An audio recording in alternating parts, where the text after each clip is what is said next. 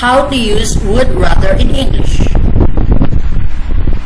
Rather is an adverb of degree and nuance that is also used to express alternatives and preferences.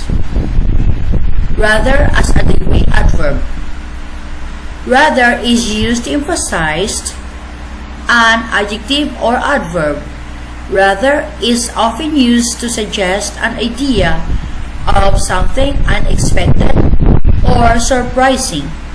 It can be replaced by remarkably. It's rather cold today. The film was rather good. Paul speaks Spanish rather well. My city is rather small in comparison with Paris. Rather or quite. Rather has a meaning similar to quite or fairly, even if these two words have a rather positive meaning, while rather has a rather negative meaning.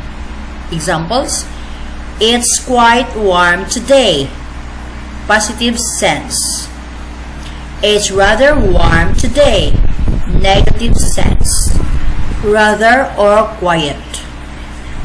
Rather has a meaning similar to quite or fairly, even if these two words have a rather positive meaning, while rather has a rather negative meaning. It's quite warm today. Positive sense.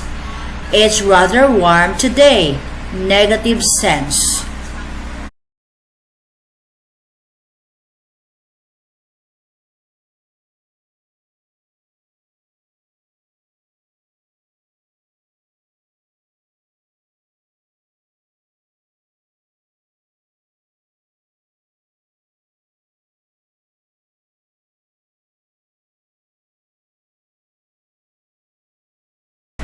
Alternatives and preferences with rather than.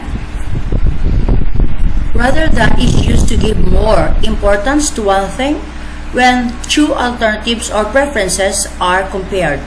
It can be replaced by instead of. Let's take the train rather than the bus.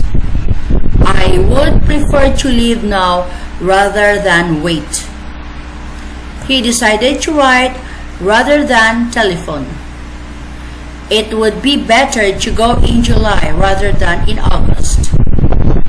When the main clause has a verb in ing, rather than can be followed by ing. I prefer walking rather than driving. I would rather spend my time traveling than working. Rather than is usually used when you want to compare two things. However, it can also be used at the beginning of a sentence. When we use rather than with a verb, we use the basic form or less often the ing form of a verb. Rather than walking, he ran. This is wrong rather than to pay. Rather with adjective plus noun. With a/an, we generally use rather, a/an plus adjective plus noun. But we can also use a rather plus adjective plus noun.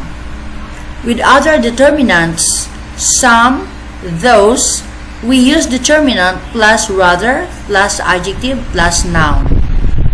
We had to wait rather a long time.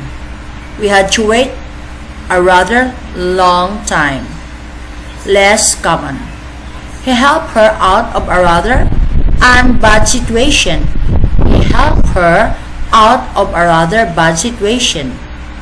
I had some rather good news today. I had rather some good news today.